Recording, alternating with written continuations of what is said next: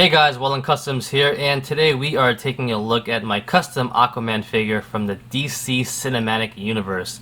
Obviously, all the new movies coming out, Justice League, all the new characters are getting their own movies, so I wanted to have a nice, respectable Aquaman figure in my collection. And believe it or not, I don't really have one, so why not make it off the most badass version of him, which is Jason Momoa right here.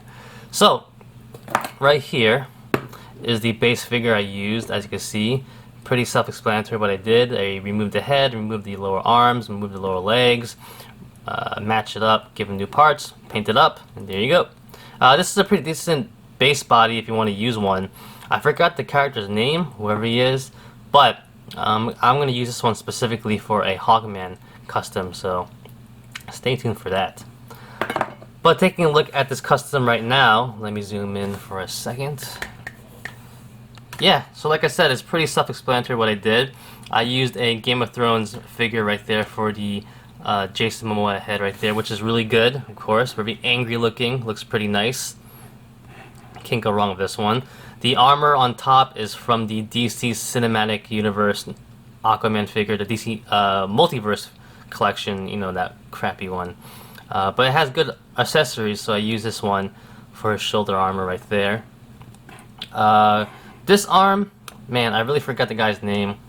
From Kingdom Come, the comic book, you know, the guy with the horns and everything that tried to replace Superman, whatever. But that's his lower arm right there. It matched pretty well. Over here, I used some gaffer's tape right there for the straps, and I painted it right there to give some nice texture, so it looks a little bit more realistic. And the lower legs over here are from Hawkman, sorry, the Hawkman figure. Has nice armored look. They actually extended a little bit higher, but I cut it. But I think it looks pretty good.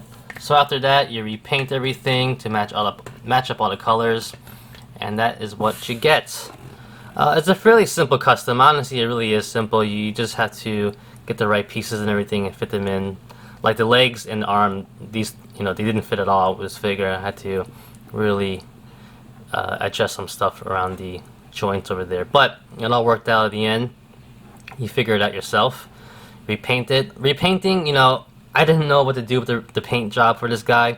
I didn't want to make him too light. I didn't want to make him too dark. You know, because Jason Momoa is, he's Hawaiian. So, you know, I don't know. I went someplace in the middle because, you know, you think of Aquaman, you do kind of think of a Caucasian guy. So, I think this is a good blend in the middle. He still looks very angry, so there you go. Very angry king of the sea.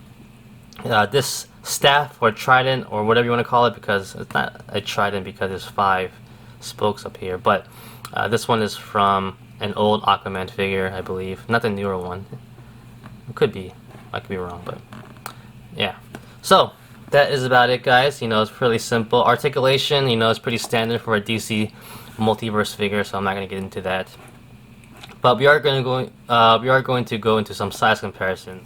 Alright, so for size comparisons, here is a very classic looking Aquaman figure right here from the DC Classics wave, DC Universe Classics wave back then. So, you know, I actually just bought this recently. I saw the price tag on his leg right there, but I used. But I just wanted to have it in my collection. Not bad, you know, it's pretty old school looking. The head sculpt is pretty good though. I might maybe even swap out the head with this figure. So, you know, you can have him movie version or comic version with this kind of body. But side by side, you can see, you know, this version is a little bit taller. He should be, you know. But I think it really comes from the lower legs right here also. Gives him the more height. And maybe the head is a little bit bigger, so. And for another size comparison, here he is with some of my Mafex Batman v Superman figures right here. You know, it looks pretty decent overall. Obviously, they have different body sculpts, so it might look a little off because, you know, he looks a little different. I don't know. But, you know, he could pass in the background, in my opinion. Not bad at all. But maybe he might look a little bit better body-wise with the DC Universe figures. And for a last size comparison, here he is with some of the DC Multiverse Mattel versions of the Batman v Superman figures right there. And, you know, he might fit in a little bit better. Who knows? It really comes down to preference of what you care about. But I'm going to have him with the other figures in my collection, so there you go. Alright guys, so that's basically it. Like I said before, a pretty simple custom, nothing special, but very effective, and I just want to show it off really quickly. So hope you guys liked the video, and that's about it. So like always, comment, criticize, subscribe, do whatever you want to pay attention. Follow me on Facebook, Twitter, and Instagram with wildandcustoms.com. If you liked the video, give it a thumbs up. Peace!